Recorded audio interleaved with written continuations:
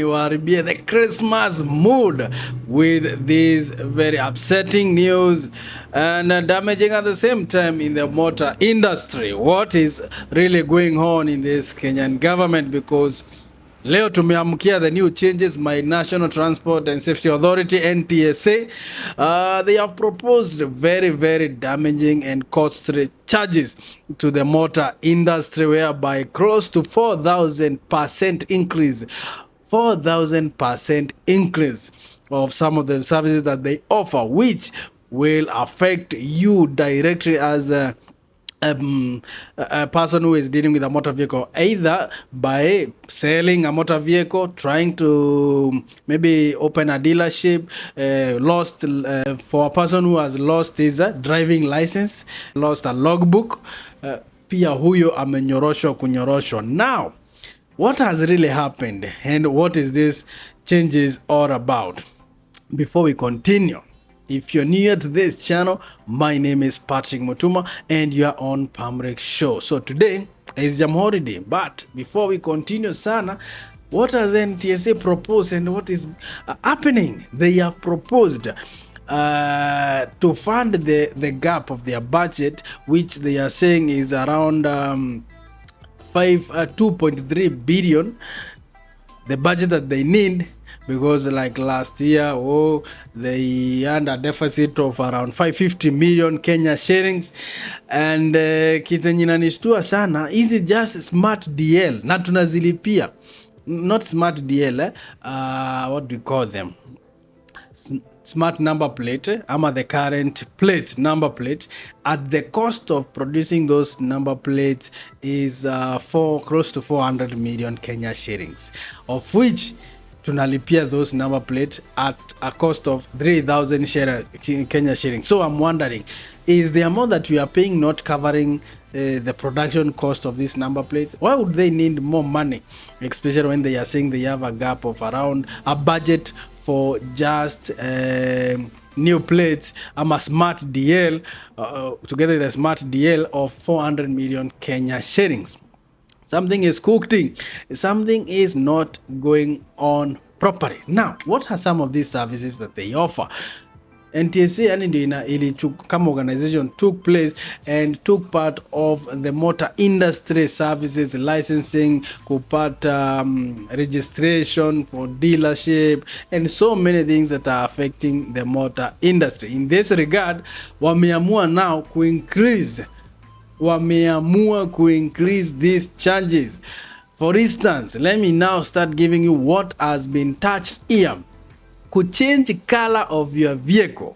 Initially ilikuwa around 500 shillings, haingepita 1,000 to indicate that you have changed the color of your car. Sahi, you will have to pay 20,000 Kenya shillings for just changing the color of your vehicle. You want it to be black, it was white, you just want to paint your vehicle, that is going to cost you 20,000 Kenya shillings. What does that mean to the economy? The person who are painting these vehicles will go out of business. Hawa vijana wenye wanafanya kupimp nini, kurepaint magari, kuchange, kurap these vehicles and all that, although we know wrapping is temporary, but this industry will be affected big. Another thing that has happened is renewal of a license. Renewal of a license for a car dealer, second-hand car dealers. Ilikuwa initially ni 4,200, saa hii imefika 50,000. Uko pale Mombasa una dealing na magari za kuimport nini, second-hand vehicles, wewe utalipa 50,000 to renew your license.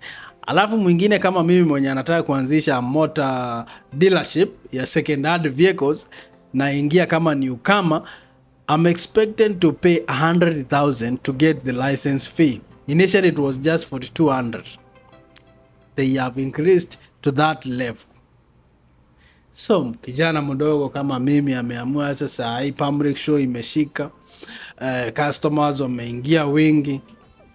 Sasa unataka kuanza kuimport these vehicles na kuletea ama kuset up your dealership, I will be expected to pay 100,000 Kenya shillings to get the license. na hiyo hata ni before ufanye hata deal hata moja. No, for instance, to those who have new vehicle dealership, they will be expected to pay 100,000. Now, wewe kama Mkenya wa kawaida inakuguzia wapi? How does this affect you? You have lost your logbook. Initially, if you have lost a logbook, to replace a logbook, car logbook ilikuwa 2500. Saa hii you will pay 10,000 Kenya shillings to replace your logbook if this sheria is passed. Kitu ingine yenye ina affect nini? If you have lost your license ama damaged, ama imeanguka kwa maji, ama imechomeka ikaharibika, initially you were paying 500 shillings, now you will have to pay 1,000 Kenya shillings.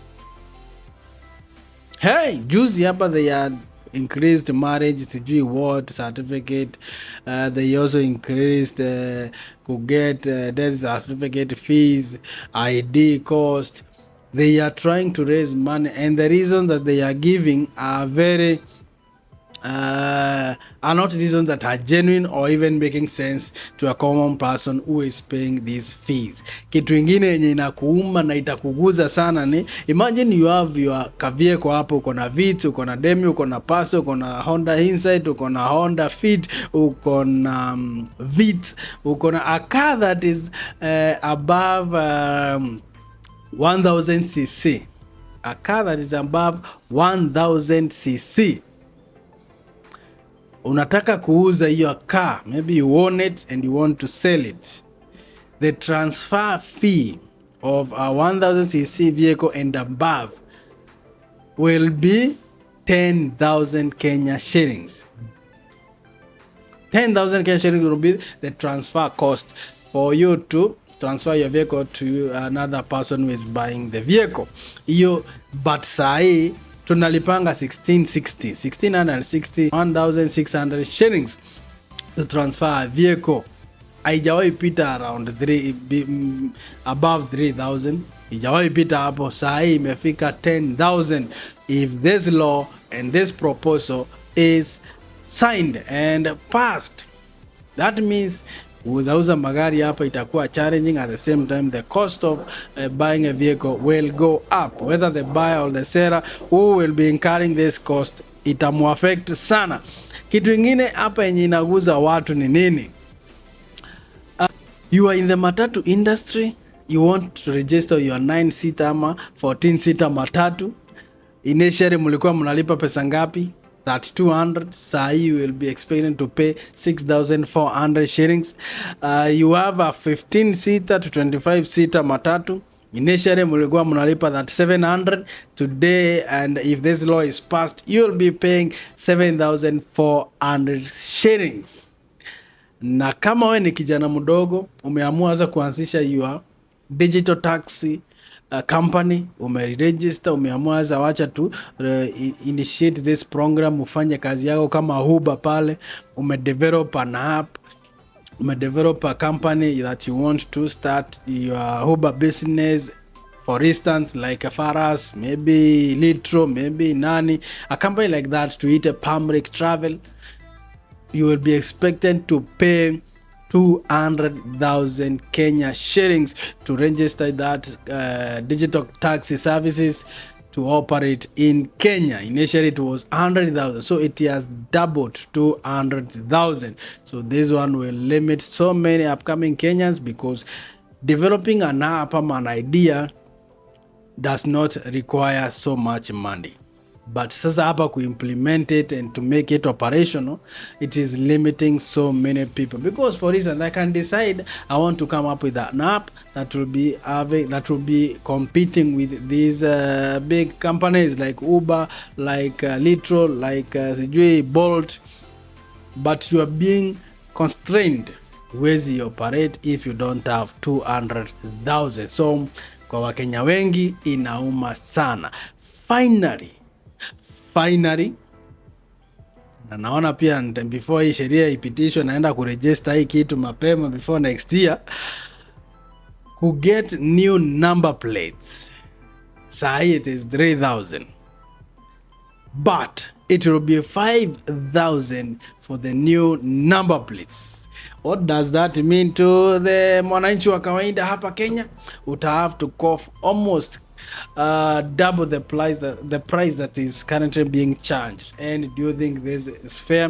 Do you think we are heading in the right direction as a country? Even if we are trying to raise money, the reason that the director of NTSA alipeana ni our capacity has increased and the number of stations that we are manning across the country have increased, so our cost has also increased, but we cannot manage this cost with the current money that we are raising and the current fees that we are charging for the services. They offer around 45 services on the platform. So do you think they have increased those stations? Even if so, does it warrant to double these services close to 4,000%? Is it worth it? Even if a posh Abora has said they need money, and they need money instantly because they have a budget deficit of 2.37 billion Kenya shillings. So it's a law that they are proposing, and we will see if it will see the light of the day. I thought you should know about these upcoming changes because they will affect this industry sana. Imagine umenunua kagari kako pale kwa auction, kagari ni ka 200,000. To transfer that vehicle you are expected to pay 10,000. Ulikuwa umezoea 1,600. How many vehicles will be transferred? How many? Now this is the where corruption will increase because people will collude now some corrupt officials pale NTSA to get these services cheaper. Because if you can give 2,000 and save 8,000, then why shouldn't you? Even if it is not morally right, government is promoting the corruption menace in this country. How else can these people maneuver this? I don't believe they will raise this money, but they will increase the level of corruption in those institutions. And they will be like worshipped like gods. Ukipata lazima mtu anakuitisha like 20k to change just color of your vehicle, that means something is not right. Something is not right. Na we need to oppose this. Sasa ndio tunahitaji Okia Omtata. Where is this ninja? Aende atufanyie ile kitu because this one will hit us hard.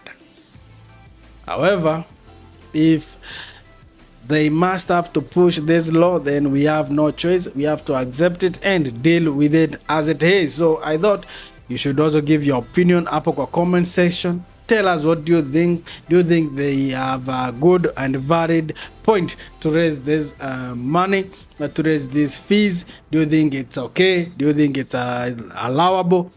And is it even making sense to you? If it is making sense to you, tuambie hapo kwa comment section so that we can share this information widely, so that we can also incentivize and help one another to understand what is really happening in this industry. And as I'm concluding, if you're new to this channel, my name is Patrick Mutuma and you're on Pamurick Show. Consider to subscribe, like and comment. Toka hapo tuonane majaliwa ya Maulana. Merry Christmas and Happy New Year to you. Mwaka ndo inakaribia kuisha. Leo ni Jamhuri, piga sherehe na mambo isonge kusonga. See you guys. And until next time, God bless.